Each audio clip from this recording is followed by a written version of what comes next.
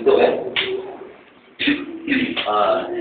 ZBS Network and Services. Kita bertemukan kepada tuan tanah kita, Tuan Kepada Cik Zainal Bahari dan Sri Priya.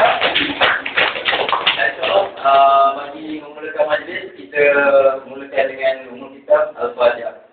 A'udzubillahiminasyaitanirrajim. Bismillahirrahmanirrahim. Alhamdulillahirabbil alamin, arrahmanirrahim, maliki yaumiddin. Iyyaka na'budu wa iyyaka nasta'in. Ihdinas siratal mustaqim. Siratal ladzina an'amta 'alaihim ghairil maghdubi 'alaihim waladdallin. Alhamdulillah. Jadi bagaimana hari anda hari ini?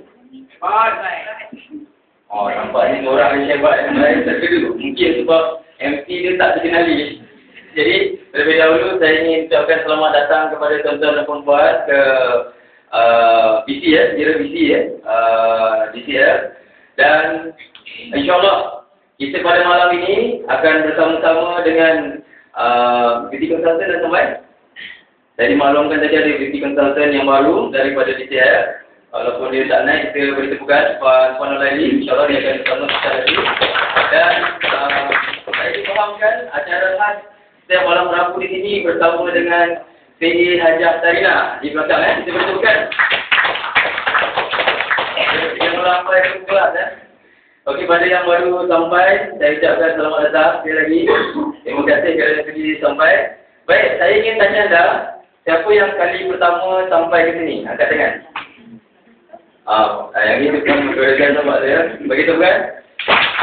Ya, wakil insan kawan daripada CSI yang tak bersama-sama dengan kita. Kita beritukan sekali lagi. Yang ada tak yang jauh daripada kawasan Kelang Beri? Yang katanya mana datang dari Terempana? Kau dari mana? Dari Melaka. Begitu kan? Selamat datang orang Melaka.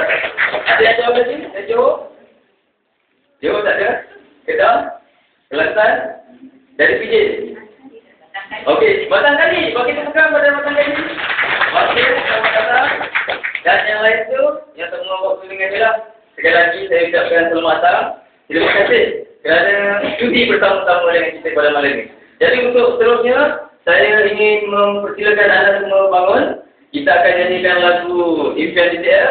Jadi untuk itu dipersilakan semua pemimpin yang hadir untuk harapan untuk sama-sama menyanyi lagu Impian DCL. Silakan.